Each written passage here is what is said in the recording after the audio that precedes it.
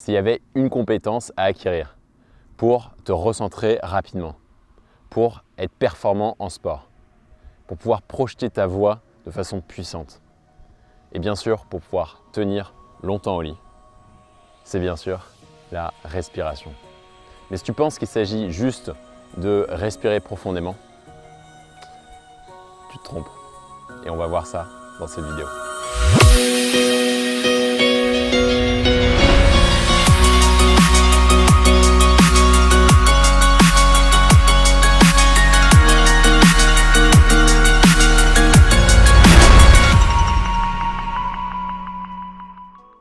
Salut, moi c'est Pierre, je suis un ancien éjaculateur prématuré. Ça veut dire qu'avant je ne pouvais pas tenir plus de 30 secondes avec une femme. Maintenant que je me suis sorti, je me suis donné comme mission d'aider d'autres hommes à se libérer de ce fardeau-là à leur tour et à briser les chaînes de leur conditionnement passé. À la fin de cette vidéo, tu vas comprendre pourquoi respirer de façon adéquate est essentiel pour tenir longtemps au lit. Tu vas aussi voir ce qui se passe quand on respire de façon chaotique à l'intérieur de ton corps et tu vas apprendre les 3 piliers fondamentaux pour une bonne respiration. Tout d'abord, bienvenue dans cette campagne en Hongrie. Je suis super content de pouvoir filmer ici parce que c'est un vrai havre de paix dans lequel je suis. Alors, si tu es comme la plupart des hommes, pour toi, la respiration, ça a l'air d'être un sujet hyper bateau, hyper simple. Et en fait, c'est totalement normal. On a tous l'impression que la respiration, c'est quelque chose d'acquis. Parce qu'on peut tous respirer sans même y penser. On n'a pas besoin de porter de pensée consciente pour le faire. C'est quelque chose qui se fait de façon totalement automatique. Et c'est certainement les choses les plus simples qui sont souvent les plus complexes à comprendre et à intégrer. La respiration, elle est fondamentalement liée à ton état émotionnel. Et c'est quelque chose que tu peux comprendre de façon assez intuitive. Tu vois, notamment par exemple dans les films. Il y a un film moi, que j'adore, mon film préféré, un de mes films préférés, Le Seigneur des Anneaux. Et dans la bataille finale entre Gollum et Frodo, quand tout se joue en haut de la montagne du destin, quand Aragorn manque de se faire broyer par un troll, là tu sens la tension monter. Et là tu sens ton souffle se couper. Et il n'y a que quand Gollum tombe dans la lave et quand Aragorn se fait sauver par une flèche que tu respires enfin. Pourquoi? Parce que ce qui s'est passé, c'est que tu as retenu ta respiration sans même t'en rendre compte. Et ça, c'est quelque chose que tu peux retrouver dans plein de disciplines.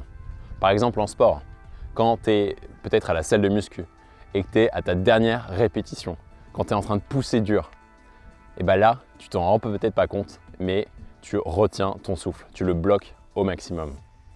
Ça, c'est quelque chose que un de mes amis qui est fervent de muscu m'a dit. Le point qui l'a fait le plus progresser cette année-là, c'est de porter son attention sur sa respiration. Et moi aussi personnellement, quand je vivais mon problème d'éjaculation prématurée, je ne m'en rendais pas du tout compte. On ne s'en rend pas du tout compte à quel point on bloque notre respiration. Mais je le faisais. Et malheureusement, c'est généralement après coup qu'on s'en rend compte. Pendant le rapport sexuel, c'est très dur d'observer sa propre respiration. Pourquoi? Parce qu'on est totalement concentré sur ce qui se passe, sur l'objectif. On est concentré sur son sexe. Ou à la muscu, on est concentré sur cette barre qu'on doit pousser. Ou dans un film, on est concentré sur la tension qui se crée. C'est un petit peu comme en magie. L'art du magicien, c'est de détourner ton attention et de te faire regarder ce qui n'est pas important pour le tour de magie. Mais là, c'est pareil. Quand tu pénètres une femme, généralement, tu ne fais pas attention à l'essentiel. Tu ne fais pas attention à ta respiration, à ton corps. Et ça, c'est détrimental pour ton temps au lit. Alors maintenant qu'on comprend pourquoi est-ce que c'est important, regardons ce qui se passe dans ton corps quand tu respires de façon totalement chaotique.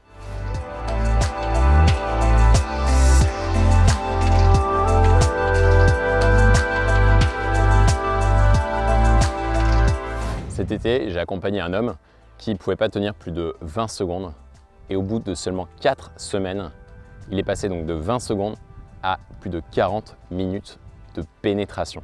De pénétration, hein, je ne parle pas de préliminaire plus pénétration, je parle vraiment que de la pénétration. Et ça, il l'attribuait fortement à une seule chose, aux exercices de respiration qu'il a fait avant la pénétration. C'était le matin, donc il a pu s'entraîner et respirer avant de réveiller sa femme. C'est pour te montrer à quel point la respiration est clé pour contrôler ton état émotionnel. Et avant que je parle de comment bien respirer, regardons ce qui se passe dans ton corps si tu respires de façon totalement chaotique. Et il y a une expérience qui le montre très bien. C'est le docteur Alan Watkins qui a fait une expérience lors d'un TED Talk, une conférence au Canada, et il a montré le rôle de la respiration dans le fonctionnement de nos émotions. Donc ce qu'il a fait, c'est qu'il a pris un cobaye dans l'assemblée et il a commencé à mesurer son rythme cardiaque. Tu sais, le rythme cardiaque, c'est les beats qu'on voit comme ça dans les films des hôpitaux. Et ce qu'il a fait, c'est qu'il n'a pas seulement mesuré son rythme cardiaque, il a aussi calculé ce qu'on appelle la variation de son rythme cardiaque. Alors c'est un terme un petit peu barbare, mais ça veut dire simplement l'espace de temps entre deux pulsations cardiaques. Et en fait, pourquoi est-ce que c'est important? Eh bien parce qu'on a constaté que cette variabilité-là du rythme cardiaque était une très bonne image de notre état émotionnel interne. C'est-à-dire que plus notre variabilité cardiaque est chaotique et plus on est stressé. Et donc, il montre très bien, en faisant faire des simples opérations mathématiques au cobaye, il montre très bien que le cobaye est super agité pendant cette opération. Et ensuite, il fait quelque chose de différent. Il prend le cobaye et il lui fait faire un exercice de respiration.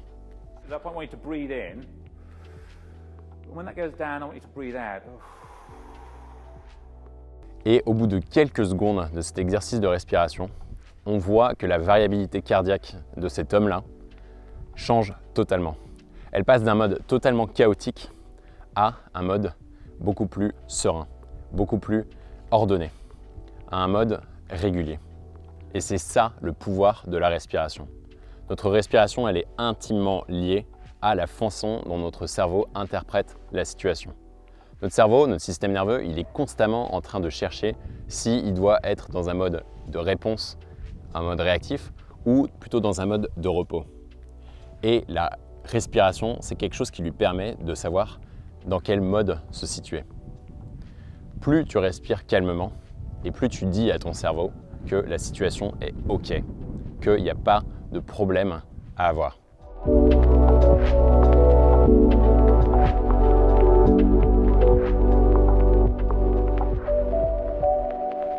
Alors maintenant, comment bien respirer?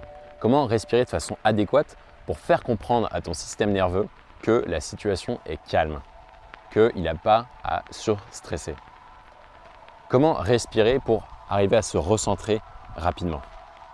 Eh bien, il y a 3 éléments qui sont indispensables que tu dois connaître. Et ces 3 éléments, pour les retenir, retiens seulement Redol. Redol, pourquoi? Le Ré de Redol, c'est pour régularité. Et qu'est-ce que j'entends par régularité? C'est de garder à chaque fois le même rythme de respiration. Tu peux très bien inspirer pendant 5 secondes, puis expirer pendant 3 secondes. Mais ce qui est important, c'est que tu gardes ce rythme-là. Moi, personnellement, le rythme que j'aime bien avoir et que je te conseille parce qu'il est facile, c'est 4-4. Le rythme d'inspirer pendant 4 secondes et d'expirer pendant 4 secondes. Si tu fais ça, si tu suis ce schéma de façon régulière, tu dis à ton corps que en fait, tu as tout ce qu'il te faut pour respirer de façon régulière. Et donc, il n'a pas à s'inquiéter. Pense-y, est-ce que dans une situation où tu es face à un lion, tu as le temps de respirer de façon régulière? Non, pas du tout. Et précisément, c'est pour ça que c'est puissant. Mais la régularité, ça ne fait pas tout. Ce qui est aussi très important, et beaucoup d'hommes font l'erreur, c'est de pouvoir respirer de façon douce. Et c'est le deuxième pilier, c'est la douceur. Notamment la douceur dans les transitions, entre l'inspiration et l'expiration, entre l'expiration et l'inspiration. Ne pas faire et bien faire.